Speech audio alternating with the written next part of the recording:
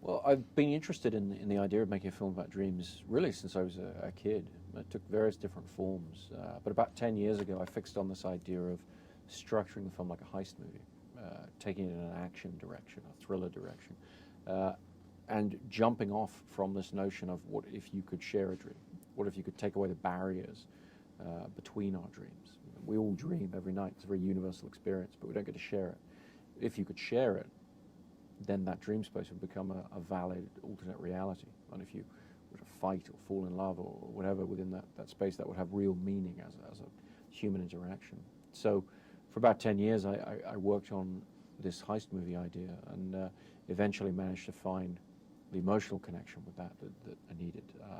And Leonardo DiCaprio coming on to play the part of Cobb invested the story very much with the emotional center that you need.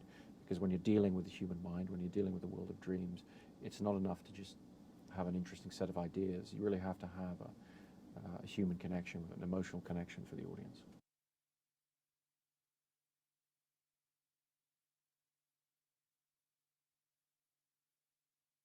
I'd been wanting to work with Leo on something for years, and we would meet on different projects, but nothing really came together.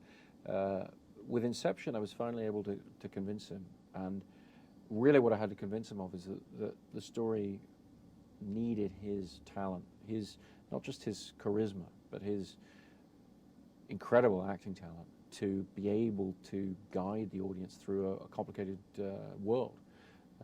And what he does and the way he approaches his characterizations is to really try and find the emotional truth of every action that the character does and be true to that.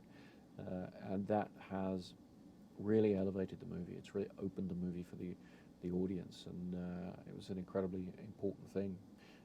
Ken Watanabe plays a very interesting character in the film, and I'd worked with him on Batman Begins and found him to be a great pleasure, just a joy to work with. But also when you would see him in dailies, you'd see this incredible iconic presence. I thought that really would be perfect for his character, for this character I was putting together in Inception, because it's a character that has a lot of power, a lot of importance in the story, but is somewhat ambiguous. You're not quite sure whose side he's on and what he represents. And I think Ken, in the charisma he exudes and the screen presence that he has, there's just nobody to touch him. I mean, he's really an extraordinary presence to have in the movie.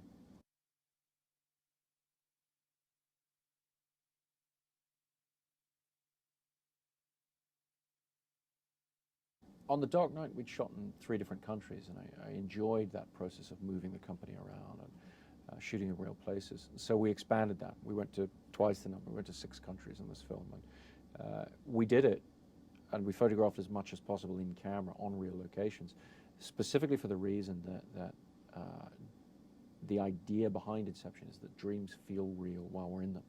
And so the portrayal of dreams in the film had to be realistic. It had to feel to the audience.